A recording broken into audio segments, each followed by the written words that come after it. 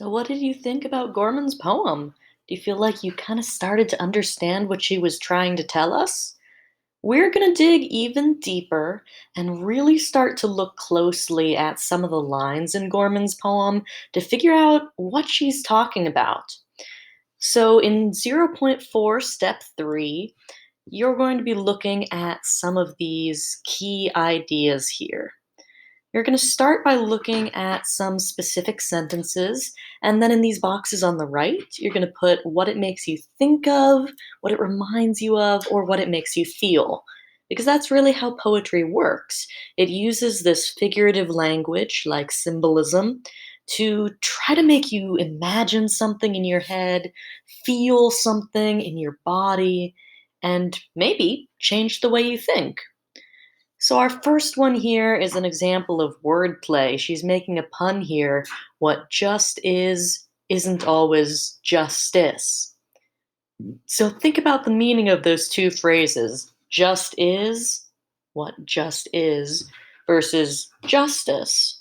What do those two things look like? Do they go together or not? The second one, a nation that isn't broken but simply unfinished. Okay, so what's the difference between broken and unfinished? What does that suggest about America? The third one has another contrast in it. Democracy can be periodically delayed, it can never be permanently defeated.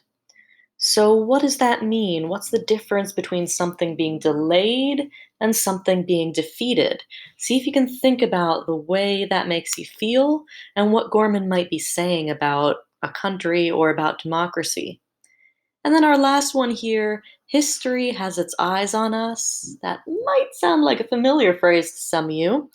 What do you think that means? What does it mean if history has its eyes on us? So you'll go through these four sentences and give your response. And then in this next section, we're going to be looking at illusions.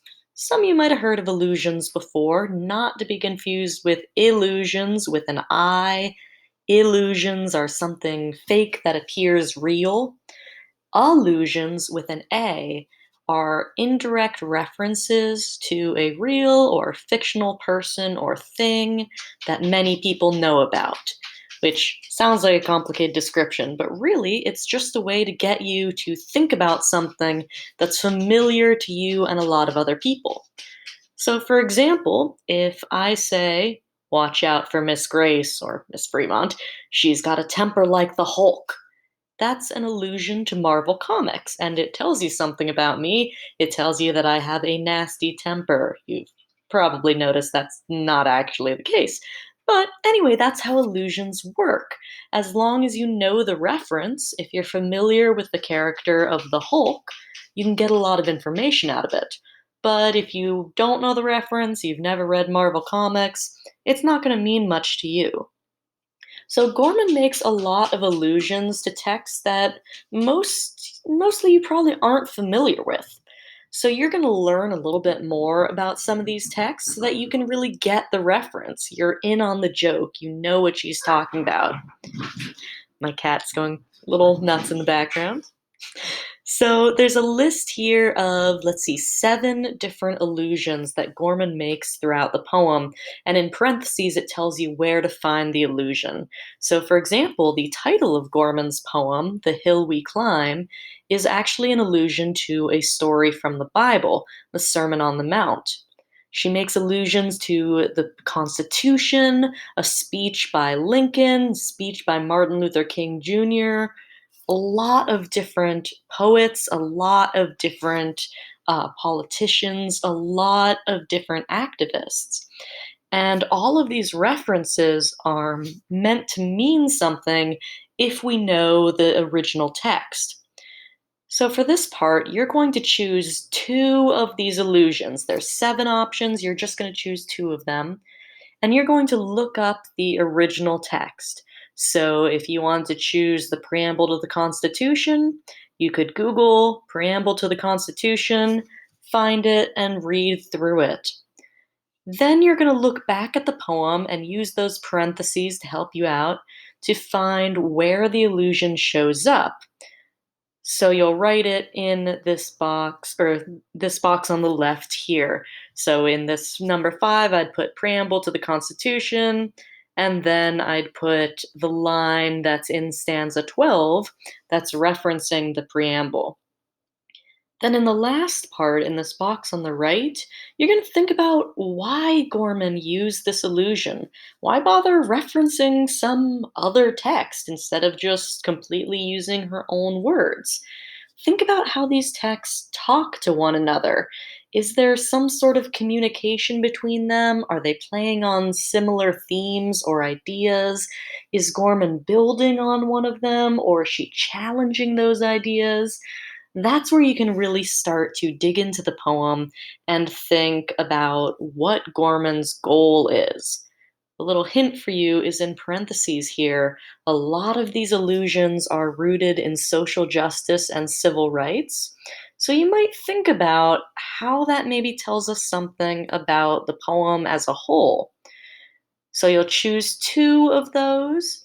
And then the very last part of this step, you're going to find a classmate to chat with for these questions here.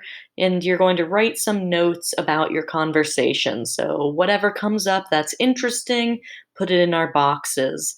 Number 7 here, what barriers continue to stand in the way of America fulfilling its full promise? It's a pretty deep question. How do you think America could do better? How is it letting us down right now? Number 8 talks about the title of Gorman's poem. She's talking about the hill that we climb, and she argues that the hill we climb is building bridges and making connections, not using violence. So, in number 8, think about how you are climbing that hill. How are you forming bridges, forming connections, making your life and your community a little better? Number 9 is kind of similar, but looking even more forward. What is something that you as a student can do now or in the future to climb the hill or build the bridges of connection and hope for a better world? You can think small or think big. Be creative here. What is one thing you could do to help achieve that vision of what you think the country could be or what you think your community could be? So there's some challenging stuff to work on here, but you can do it.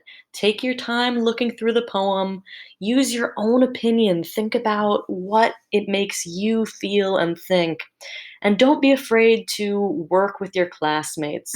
The more you talk about your ideas together, the more chances you're going to have for those ideas to really grow and take off. I can't wait to see what you come up with.